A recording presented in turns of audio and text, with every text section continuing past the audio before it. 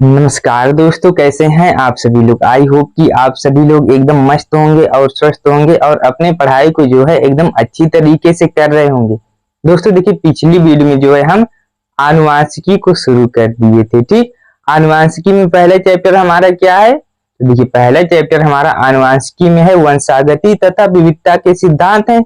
तो हमने इसके पहले वाले वीडियो में जो है ओवरव्यू को देख लिया था। ओवरव्यू यानी कि अवलोकन को देख लिया था।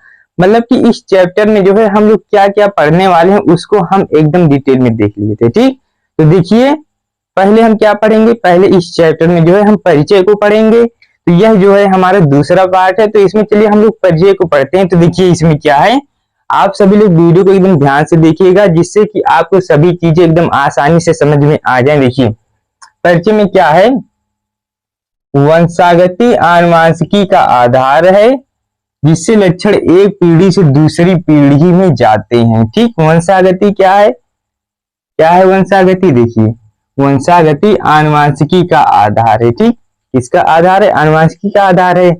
अब देखिए, जब यह आनुवांशिकी का आधार है तो क्या हो जाएगा, लक्षण एक पीढ़ी से दूसरी पीढ़ी में इसी के माध्यम से जाता है। ठीक, और देखिए दूसरा हमारा क्या है, विविधता क्या होता है? तो विविधता को समझ लीजिए, विविधता जनक और संतति के लक्षणों की असमानता की अवस्था है। ठीक, मतलब कि जनक और संतति में क्या क्या असमानता होती है उसी को हम लोग क्या कह देते हैं, विविधता कह देते हैं। ठीक, उसको हम लोग क्या कह देते हैं, विविधता कह देते हैं।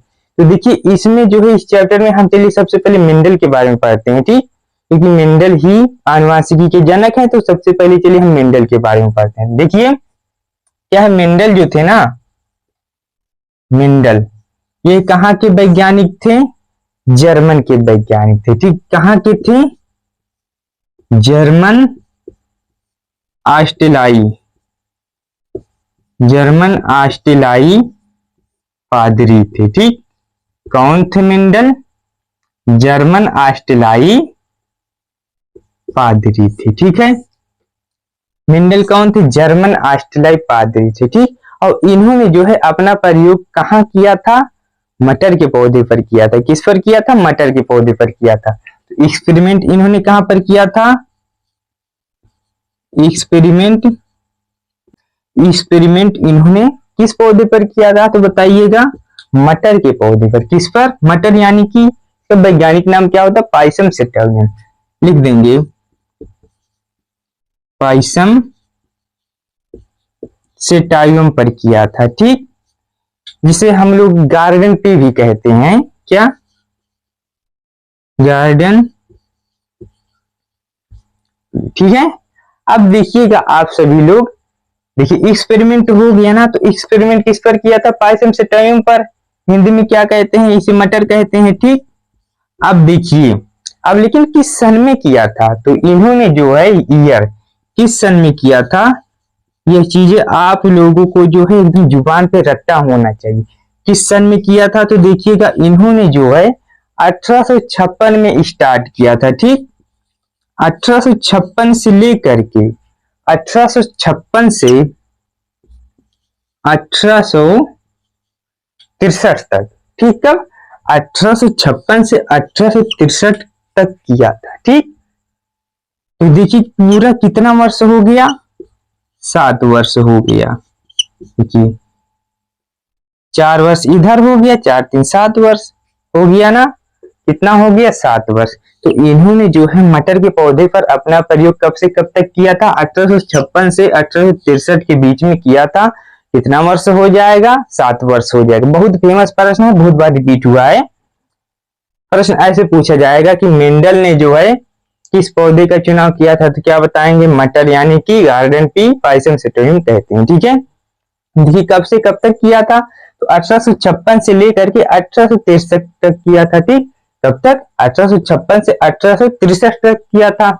अब देखिए कितने वर्षों का समय लगा था? तो देखिए 7 वर्षों का समय लगा था। ठीक है, तो देखिए इसके बाद इन्होंने जो है, जब इतनी सारी चीजें इन्होंने कर लिया था ना, तो इसके बाद एक पुस्तक में इसका जो है वो कर दिया था, एक पुस्तक में इसको पब्लिश कर दिया था। ठीक, अब वो कौन पुस्तक थी? तो आप लोग देखिए, छोटी पत्रिका थी। क्या थी? छोटी पत्रिका। तो यहाँ पर इन्होंने जो है कब पब्लिश किया था? तो 1865 ईस्वी में। कब?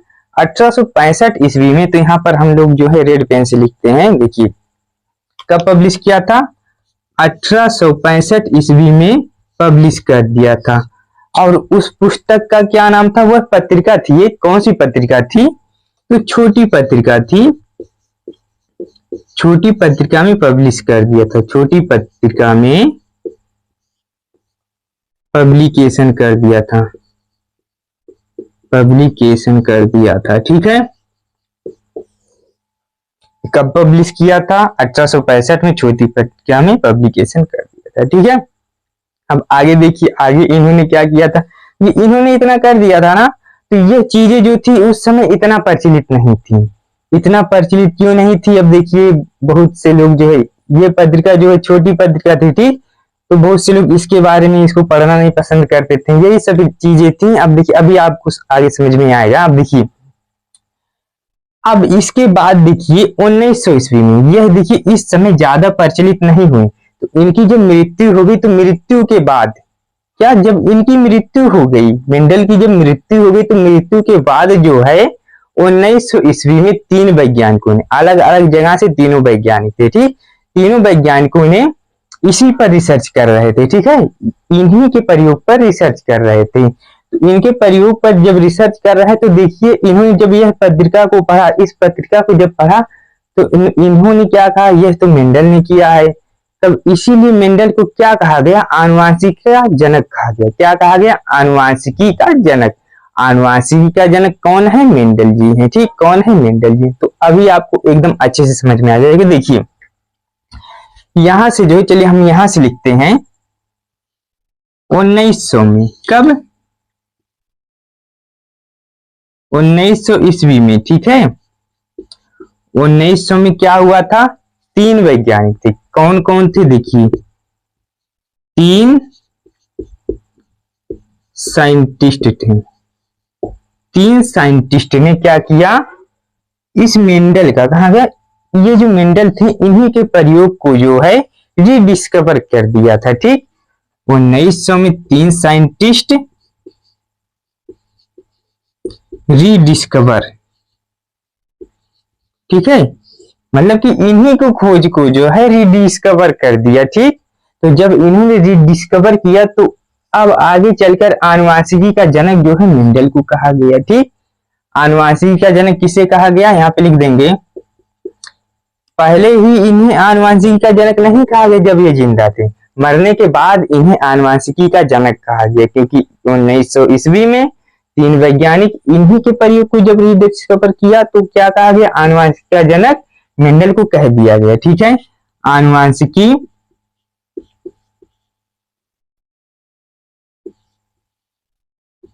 का जनक कौन कहलाए,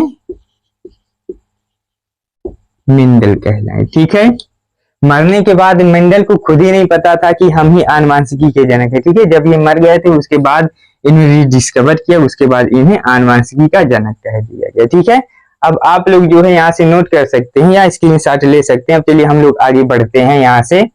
अब देखिए वो तीन वैज्ञानिक कौन कौन थे, थ्री साइंटिस्ट, ऐसे लिख देंगे, तीन वैज्ञानिक जिन्होंने मेंडल के प्रयोग को जो है रीडिस्कवर किया। तो वे तीन वैज्ञानिक कौन कौन थे, तो देखिए पहले हमारे कौन थे, डी ब्रीज थे, डी ब्रीज। और कौन थे, दूसरे हमारे थे कार्ल कारेंस। ठीक, कार्ल कारेंस। तीसरे थे एरिक वान शेरमेक। कौन थे, एरिक वान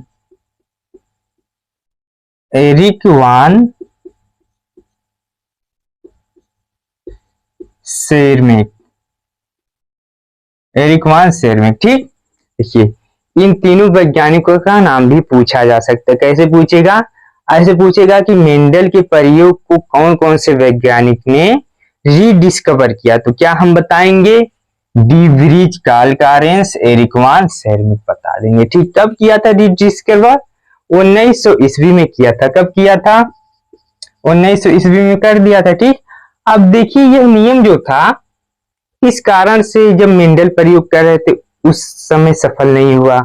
तो चलिए इसी पे चर्चा करते हैं कुछ समय। देखिए किस कारण से सफल नहीं हुआ था। तो देखिए इन्होंने जो है कि बायोलॉजी का सब्जेक्ट हमारा था, तो इन्होंने अपनी पत्रिका में जो है कुछ मैथमेटिकल कैलकुलेशन भी कर दिया था। ठीक है, क्या कर दिया था, गणित का भी प्रयोग उसमें कर दिया था। तो लोग कहने लगे बायोलॉजी में गणित कहाँ से आ गया, तो इस कारण से भी सफल नहीं हुआ था। ठीक, और देखिए यही सब कारण थे। अब देखिए इन्होंने जो है यहाँ पर देखिए और किस कारण से जो है सफल हो गया। तो देखिए जब इन्होंने देखिए 3 वैज्ञानिकों ने जब डिस्कवर किया तो किस कारण से सफल हो गया। तो आप लोग देखिए, तो पहला हमारा क्या हो जाएगा, सक्सेस का रीजन क्या था, सक्सेस का रीजन क्या था, और फेल किस कारण हुआ।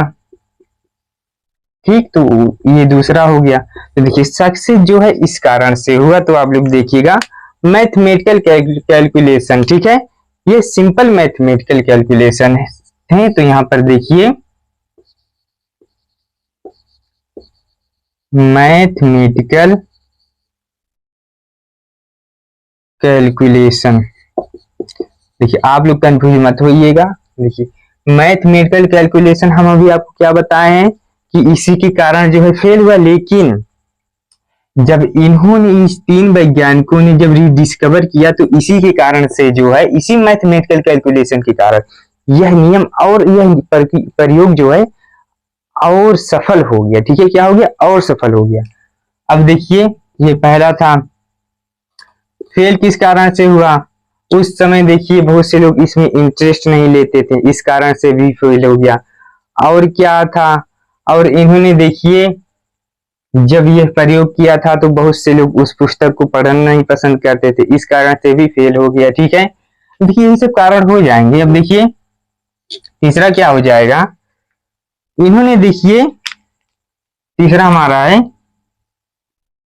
यहाँ पे, देखिए तीसरा क्या हो जाएगा, तो इन्होंने देखिए मटर के ही पौधों को क्यों चुना, कोई दूसरा पौधा भी तो चुन सकते थे, इन्होंने मटर का ही पौधा क्यों चुना। तो यहाँ पर देखिए पाइसम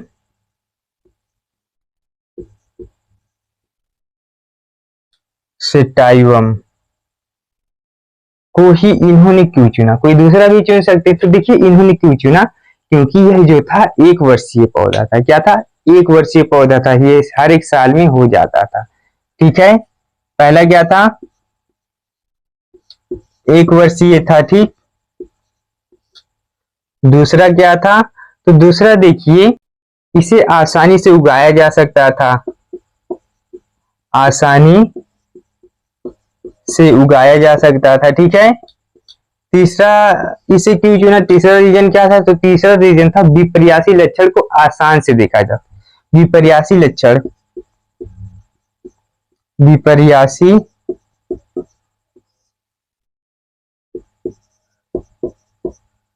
लक्षण थे। ठीक, और चौथा क्या हो जाएगा, तो परिणाम कम समय में प्राप्त, क्या परिणाम जो होते थे, परिणाम कम समय में प्राप्त। ठीक है, परिणाम जो है कम समय में प्राप्त हो जाते थे। ठीक है, तो चलिए आज की इस वीडियो में जो है हम लोग बस इतना ही रखते हैं। देखिए अगली आने वाली वीडियो में जो है हम इसको देखेंगे, विपर्यासी लक्षण को एकदम अच्छी तरीके से एकदम डिटेल में समझेंगे। और अगर आपको इस वीडियो में जरा सा भी अगर कहीं पर भी कुछ भी कंफ्यूजन है तो आप लोग कमेंट करके तुरंत बता दीजिए। ठीक है, और वीडियो को खत्म करने से पहले एक बहुत ही बेहतरीन लेवल वाली शायरी है, आप सभी लोग सुन के ही जाइएगा। कहा है कि बारिश की बूंदें खिड़की से अच्छी लगती हैं, सीलिंग से नहीं। खेलना है तो खिलौने से खेलिए, किसी के मासूम फीलिंग से नहीं।